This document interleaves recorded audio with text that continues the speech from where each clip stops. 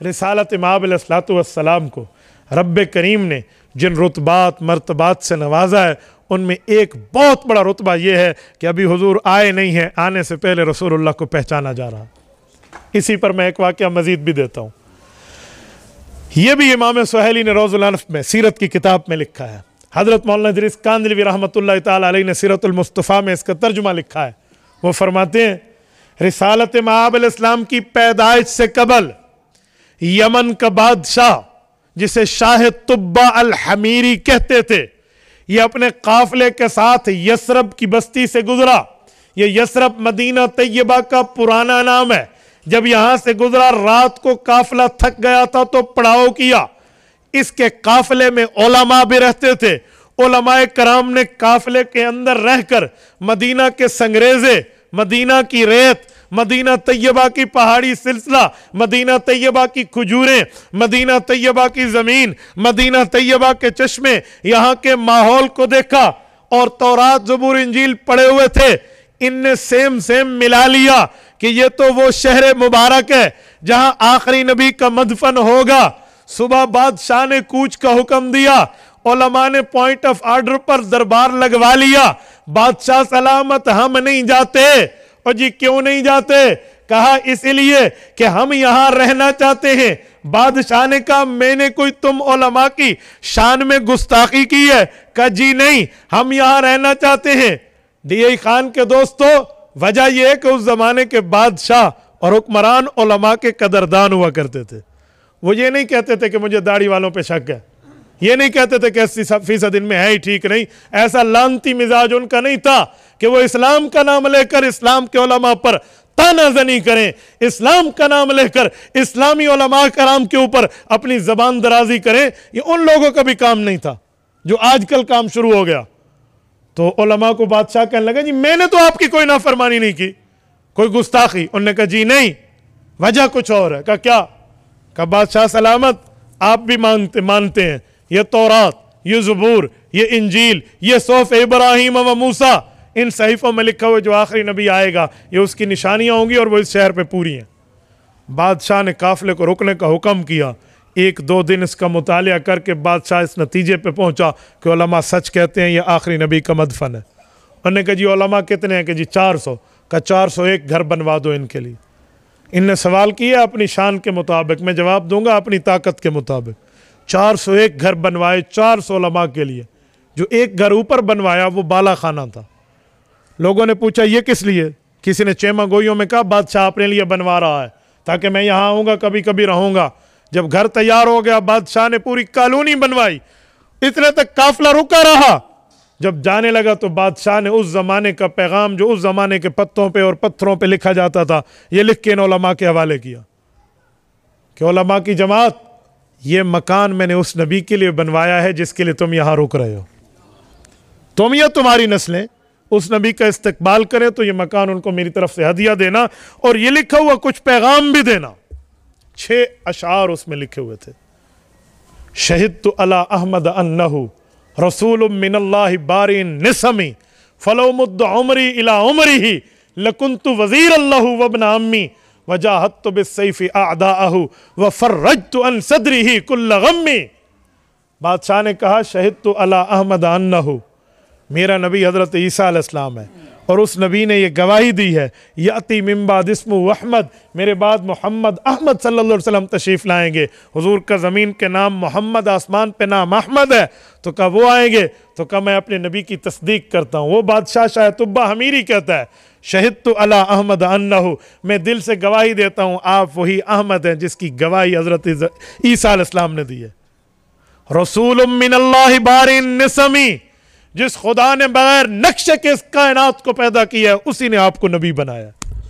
फलो मुद्द उमरी इला उमरिही, ऐ काश मेरी उम्र आपकी उम्र तक लंबी हो जाए।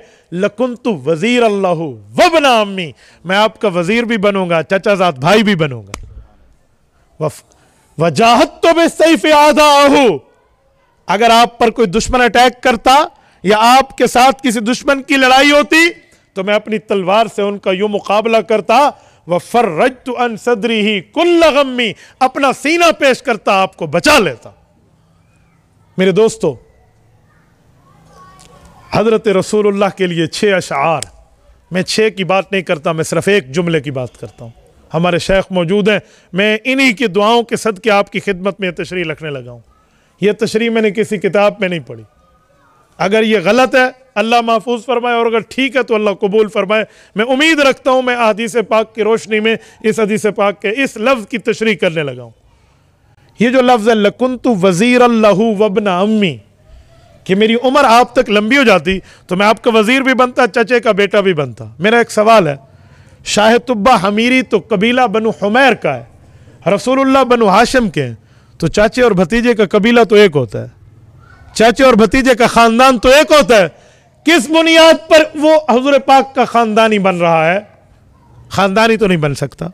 मोहब्बत ज़रूर है, प्यार उसे ज़रूर है, रसूलुल्लाह का एहतराम उसके सीने में है, लेकिन ख़ानदान होने के लिए तो चाचे भतीजे का रिश्ता होने के लिए एक फैमिली होना ज़रूरी है। यहाँ एक फैमिली नहीं है। चलो वज़ीर बनना मुझे समझ आता है कि मैं वज़ीर बन जाता, वज़ीर विज़र से निकला है, विज़र बोझ उठाने को कहते हैं, हुज़ूर पाक की खिदमत मैं करता, ये मुराद है। लेकिन चचाजाद भाई का क्या मतलब?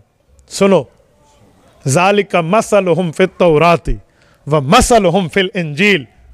अल्लाहु अकबर। सूरतुल फतह का आखिरी रकू, रब्बे करीम फरमाते हैं सहाबा और पैगंबर की मिसालें पिछली किताबों में मौजूद थी, जिन्हें तौरात और इंजील कहते हैं।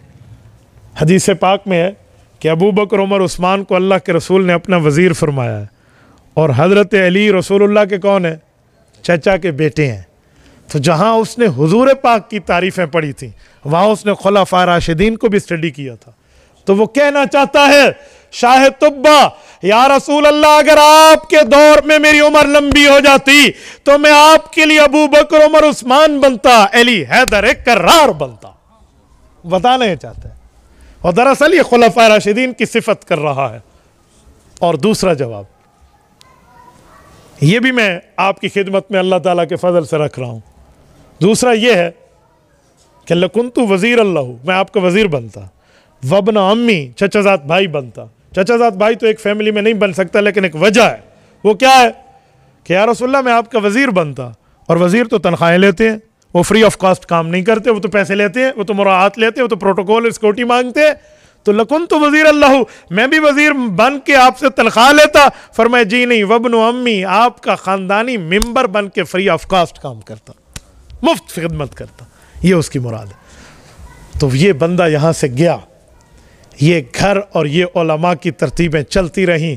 जब रिसालत माब इस धरती पर तशरीफ़ लाए, फिर 53 साल मक्का मुकरमा में गुजारे, फिर अल्लाह के रसूल ने हिजरत फरमाई, मदीना तैयबा तशरीफ़ लाए, तो तलाल बदरु अलैना मिन सनियातिल वदाई वजब शुक्र अलैना मादआ लिल्लाहि दाई। जो बच्चियां कह रही थी, इनका कबीला औस और खजरज था, ये बच्चियां और ये अंसार मदीना के उन्हीं उलमा की औलाद थे जो 400 उलमा यहां बसाए गए थे।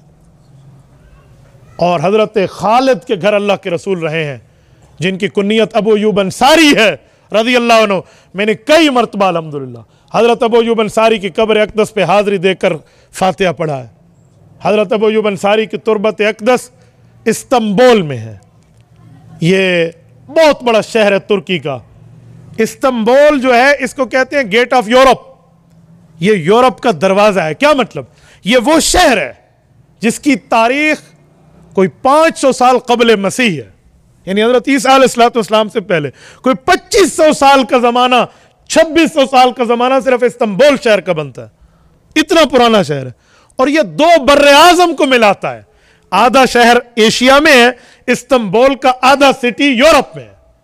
इसके दरमियान में एक समंदर है जिसे बॉस्फोरस कहते हैं। उसके बाद ये शहर 2 हिस्सों में तकसीम हो जाते हैं। बहुत पुराना शहर है।